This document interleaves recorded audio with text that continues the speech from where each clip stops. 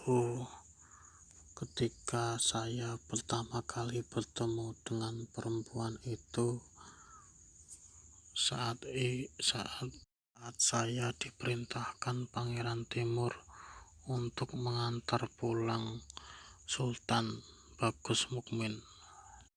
Tepat sore hari setelah acara penetapan sang calon sultan mendadak pingsan pada 3 bulan silam. Ki Saporogo, tabib kesultanan yang bertugas menjaga kesehatan Sultan Bagus Mukmin, langsung memutuskan untuk membawanya pulang ke Prawoto.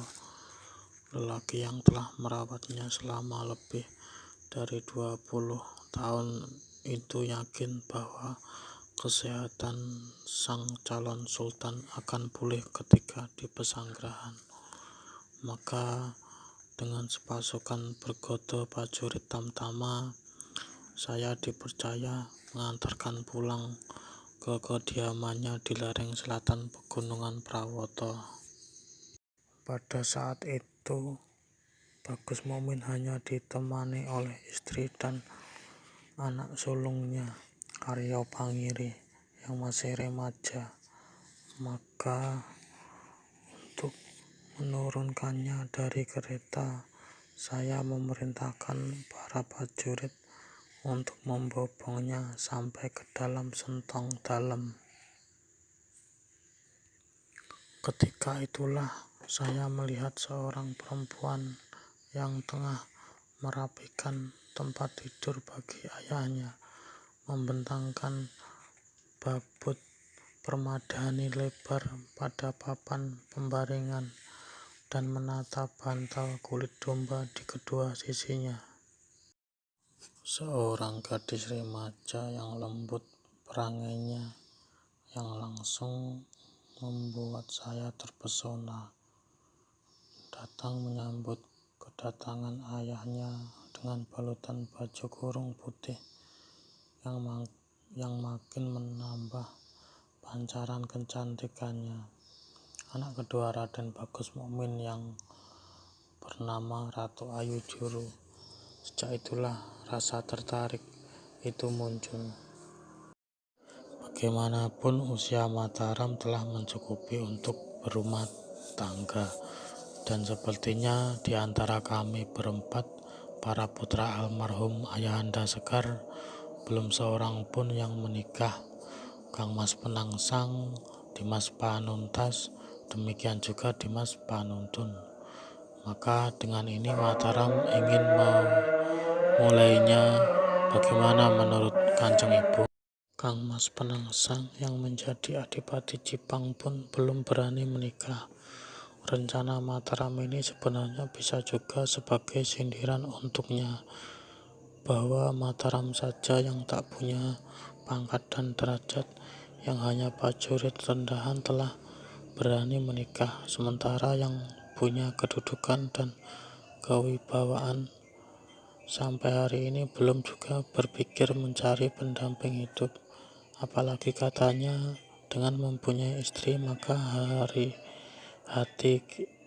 hati kita akan menjadi tenang. Bukan begitu, Kanjeng Romo? Perasaan ini muncul tiba-tiba dan makin menyala ketika beberapa hari silam saya datang lagi ke sana sewaktu bertugas mengiringkan Sunan Kalijogo dan Sunan Muria yang berencana menjenguk dan menjemput Raden Bagus Mukmin. Maka saya pun kembali bertemu dengan perempuan pujaan saya itu. Bahkan dalam kesempatan tersebut saya sempat berbincang-bincang lama dengannya ketika Ratu Ayu Juru menjamu para prajurit yang telah mengawal ayahnya, dan dari keramahan yang terpancar serta halusnya tutur kata yang tersampaikan, saya merasa hati saya semakin tertarik. Api asmara yang telah lama diperam pun seakan terpanting. Jadi kedatangan Mataram ini selain untuk memberi kabar tentang Dimas Mukmin tadi, juga untuk meminta pertimbangan kepada Kanjeng Romo dan Kanjeng Ibu. Bagaimana kiranya dengan pemikiran hamba tersebut? Bukankah untuk memilih istri harus dengan pertimbangan bobot bebet yang menurut pandangan saya semua itu telah tercakup dalam diri Nimas Ratu Ayu Juru.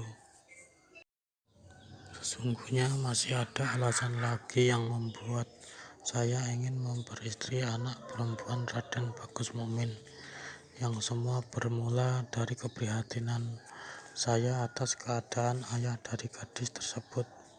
Dengan sakit yang telah menggerogoti tubuhnya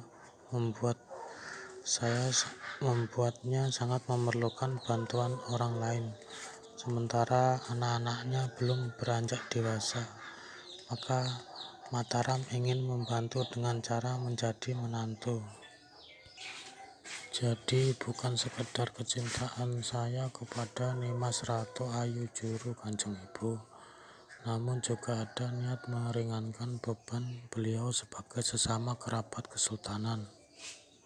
Kapan saja pembicaraan ini kita lanjutkan, Mataram. Sepertinya sekarang bukan waktu yang tepat untuk membahas permasalahan rumit seperti itu.